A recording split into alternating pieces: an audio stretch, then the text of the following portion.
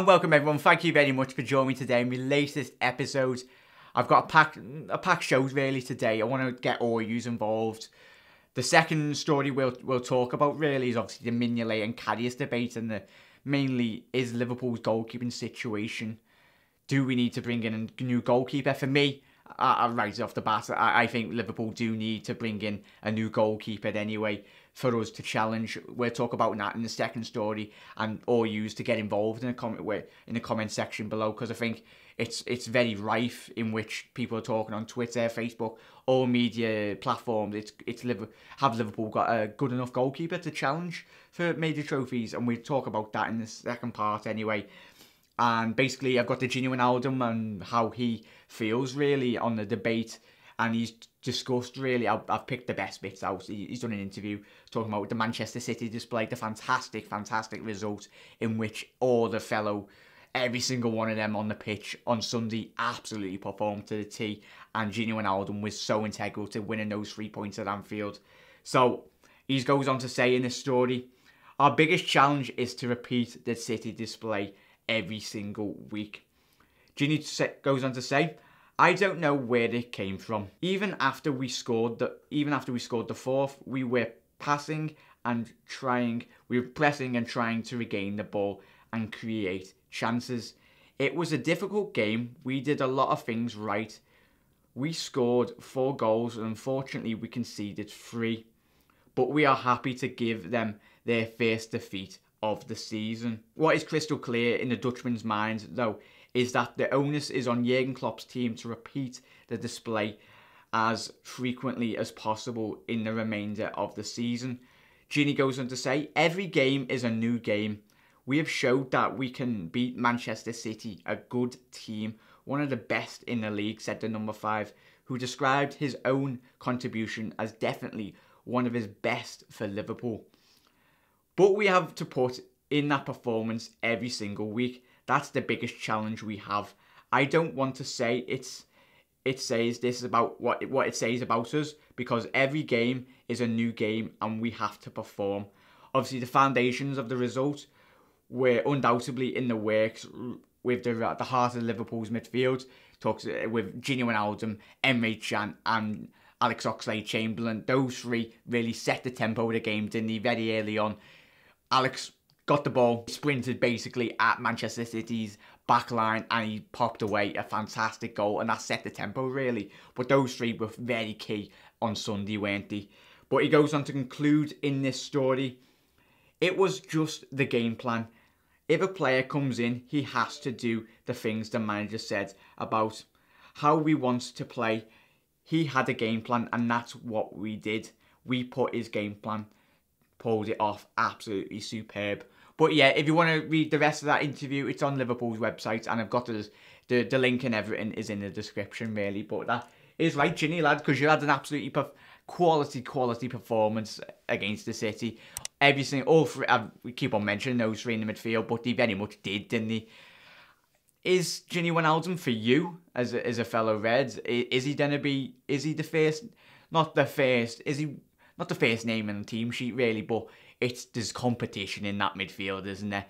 Leave your 3 midfielders, and I'm talking about next season really. Who would be your 3 starting midfielders really? Which is absolutely fantastic. There's a bunch of names really in there. Obviously, hopefully Emre Can stays. If you haven't seen my video that I done yesterday, go and check that out.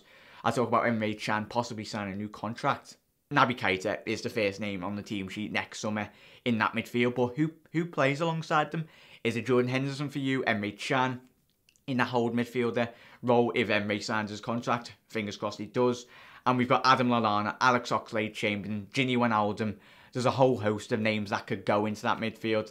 And that's fantastic, because really we haven't had that for years. When was the last time Liverpool had competition for places?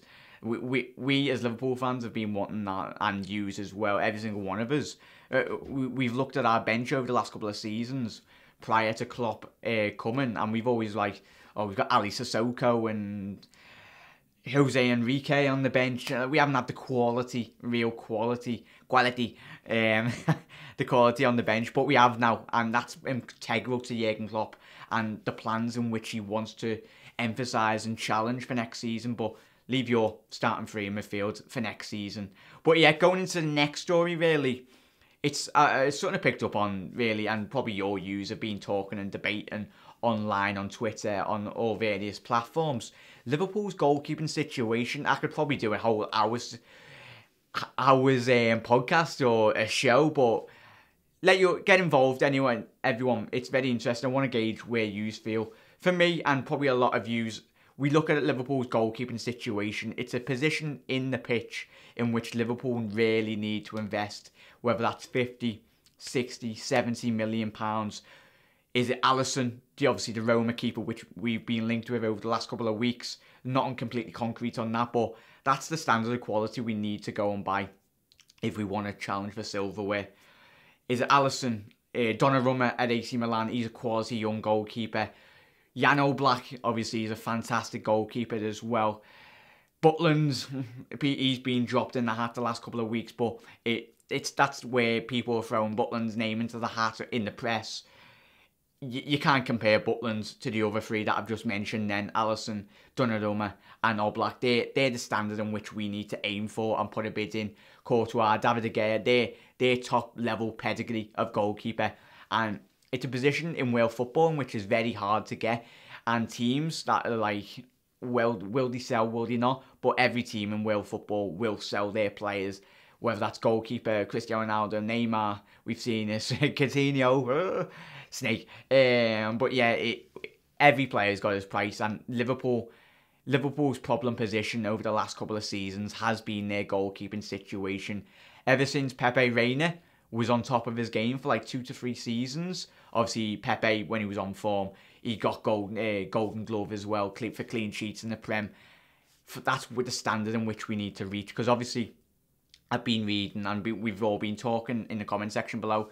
There's a lot of us that feel obviously Mignolet and Karius aren't good enough. Oh, not that the commitment, they're fully committed to Liverpool Football Club, which is absolutely fantastic, but it's alright them being fully committed, but you can have someone that gives everything, but at the end of the day, they're not really good enough for their job. It might be a bit harsh, but for me, those two, as hopefully Karius turns it round. He's only very early on in his career. But Mignolet, I look at Mignolet and there's every single season. Goalkeepers, you look at Manchester United, you look at Real Madrid, Barcelona, Valdez when he was at the top of his game. There's situations in games, in football, where it's one-on-one. Your keeper needs to back, you need to back your keeper, and Mignolet a couple of times, he's a fantastic shot stopper. There's no doubt in his shot stopping ability, but there's times in which over the last couple of seasons we've watched Mignolet drop the ball right to the floor of the goal of the opposition attackers, and you're like, oh. But there's some weeks when he pulls off absolutely worldies.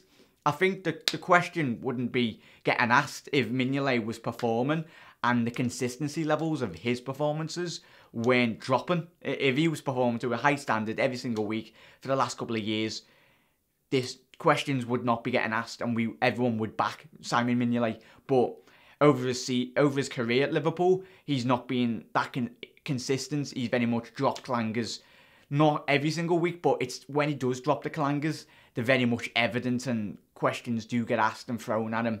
But it's a shame. There's not more I'd want Simon Mignolet to be Liverpool's number one, or Karius, but frankly those two aren't performing to the standard and quality in which Liverpool's goalkeeping situation deserves. And I want us to bring in a world-class goalkeeper, Jan Oblak, or is that whoever it is. I've mentioned the names before, but if Liverpool are only a goalkeeper and a world-class central defensive midfielder away, and maybe a possible left-back and a few additions here and there, I don't want Simon Mignolet or Karius, whoever is in goal, to be letting this squad down. I want Liverpool to be as strong as possible.